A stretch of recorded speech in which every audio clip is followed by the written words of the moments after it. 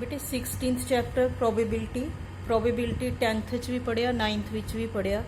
पंजाबी विच इहनूं असीं बोलदे हां संभावना जां प्रिडिक्शन, किसी चीज़ दा अगेती कोई संभावना दसनी, जिवें अज बारिश होवेगी जां अज बारिश नहीं होवेगी, हो सकदी है जां नहीं हो सकदी, उहनूं असीं प्रोबेबिलिटी नहीं कहंदे।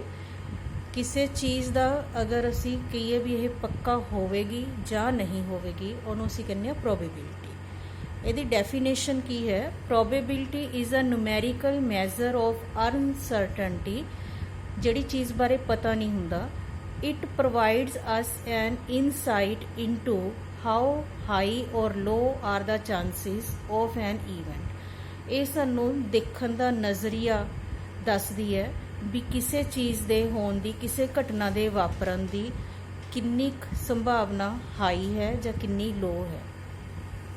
Experiment or random experiment, if repeated under identical conditions, doesn't necessarily produce the same outcome. Conditions ਉਹੀ ਰਹਿਣ, ਇੱਕ ਘਟਨਾ ਨੂੰ, ਇੱਕ ਈਵੈਂਟ ਨੂੰ ਅਸੀਂ ਬਾਰ-ਬਾਰ ਕਰੀਏ ਤਾਂ ਜ਼ਰੂਰੀ ਨਹੀਂ ਹੈ ਵੀ ਰਿਜ਼ਲਟ ਸਾਨੂੰ ਸੇਮ ਹੀ ਮਿਲੂਗਾ। ਫੋਰ ਐਗਜ਼ਾਮਪਲ, ਜੇ ਅਸੀਂ ਕੋਇਨ ਨੂੰ ਟੌਸ ਕਰਦੇ ਹਾਂ ਤਾਂ ਹਰ ਵਾਰੀ ਸਾਨੂੰ ਹੈਡ ਆਵੇ ਜਾਂ ਟੇਲ ਆਵੇ, it is not necessary.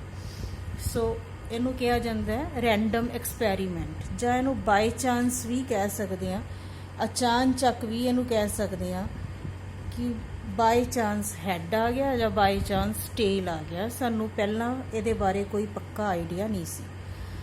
Trial, when an experiment is performed once it is called a trial. ਕਿਸੇ ਵੀ ਚੀਜ਼ ਨੂੰ, ਕਿਸੇ ਵੀ ਐਕਸਪੈਰੀਮੈਂਟ ਨੂੰ ਇੱਕ ਵਾਰੀ ਕਰਦੇ ਹਾਂ ਤਾਂ ਉਹਨੂੰ ਅਸੀਂ ਕਹਿੰਦੇ ਹਾਂ ਟਰਾਇਲ।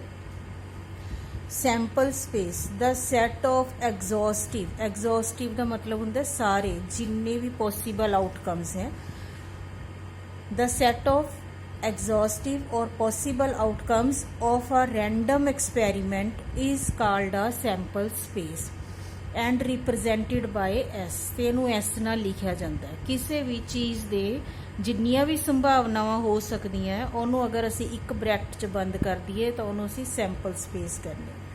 सैंपल पॉइंट और आउटकम्स और इवेंट्स, चाहे सैंपल पॉइंट कह लो, चाहे आउटकम्स कह लो, चाहे इवेंट्स कह लो, चाहे ऑब्जेक्टिव्स कह लो, कुछ भी इहनूं असीं नाम दे सकते हैं। मैंबरस भी कह सकते हैं इहनूं। Each element of a sample space is called a sample point. Sample space which जो चीज़ लिखी हुंदी है उहनूं असीं की कहंदे हां सैंपल पॉइंट। एग्जाम्पल दे नाल इहनूं समझदे हां। Sample space, when a coin is tossed, then sample space is equal to either head or tail. When two coins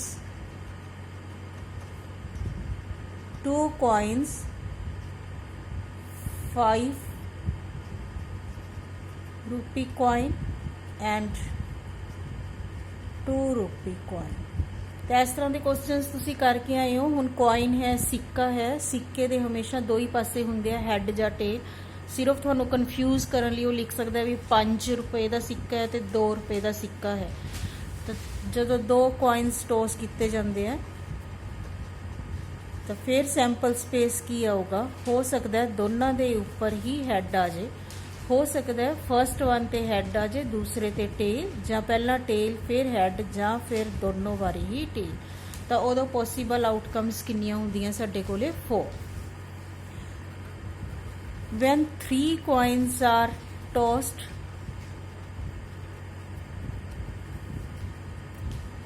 तो फिर सैंपल स्पेस की बनूगा ट्रिपल एच टी। सिस्टमैटिकली अगर इनू लिखांगे तो कोई भी ये विचों मैंबर गायब नहीं होगा। पहला असी 3 बारी एच लिख लिया, फिर 2 बारी एच सिंगल टाइम टी। हुण टी नू असी सर्कुलेट करते हैं एच टी एच यही चीज़ हो सकती सी। हुण 1 टाइम एच 2 टाइम्स टी। हुण एच नू सर्कुलेट करते हैं T H T, then T T H and last is triple time T.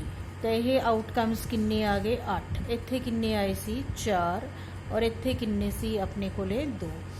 ਹੁਣ ਦੇਖੋ ਇਹ ਜੋ ਆਪਾਂ ਲਿਖਿਆ 2 4 8 ਇਹ ਆਪਾਂ ਸੈੱਟ ਵਿੱਚ ਪੜ ਚੁੱਕੇ ਆ।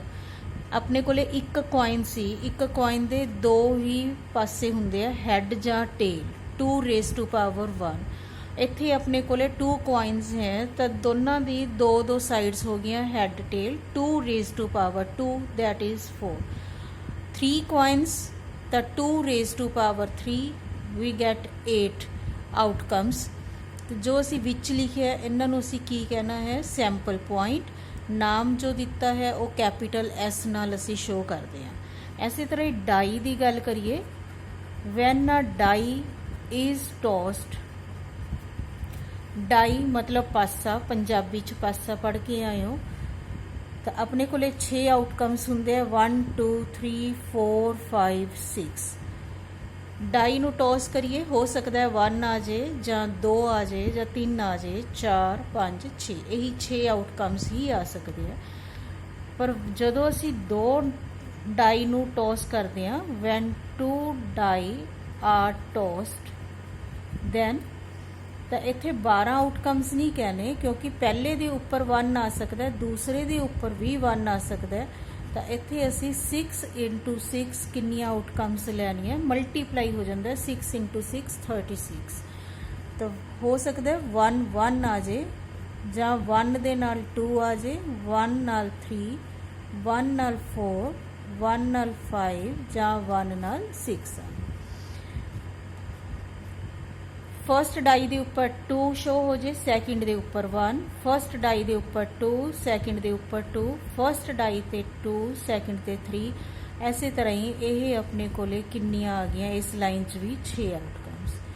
फिर 3 वाली लाइन 3 1 3 2 3 3 3 4 3 5 3 6, then 4 1 4 2 4 3 4 5 4 4 4 5 4 6 5 1 5 2 5 3 5 4 5 5 5 6। ऐसे तरह ही 6 वाली लाइन।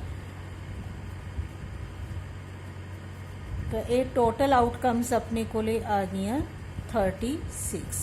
जे 3 डाई होणगियां तो 6 into 6 into 6 that is 216। मतलब असी मल्टीप्लाई करना है, ऐड नहीं करना। इन्हां दोनों क्वेश्चंस नू अगर असी मिक्स कर दिए, 1 coin and 1 die is tossed, then sample space की होगा अपने कोले,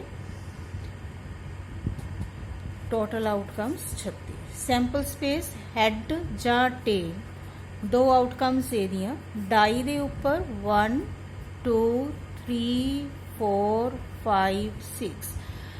तो टोटल आउटकम्स किन्नियां बननियां चाहिए, 2 into 6 that is 12। तो देखो फिर सैंपल स्पेस की आ गया, H1 H2 H3 H4 H5 H6, then tell दे नाल T1 T2 T3 T4 T5 T6। तो इस तरह असी सैंपल स्पेस बना सकते हैं। सैंपल स्पेस विच असी की करना है, जिन्नियां भी आउटकम्स हैं उन्होंने करली ब्रैकेट विच और कोमा पा के जिवें सैट दे विच लिखदे सी उसी तरह ही असी इहनूं रिप्रजेंट करना है।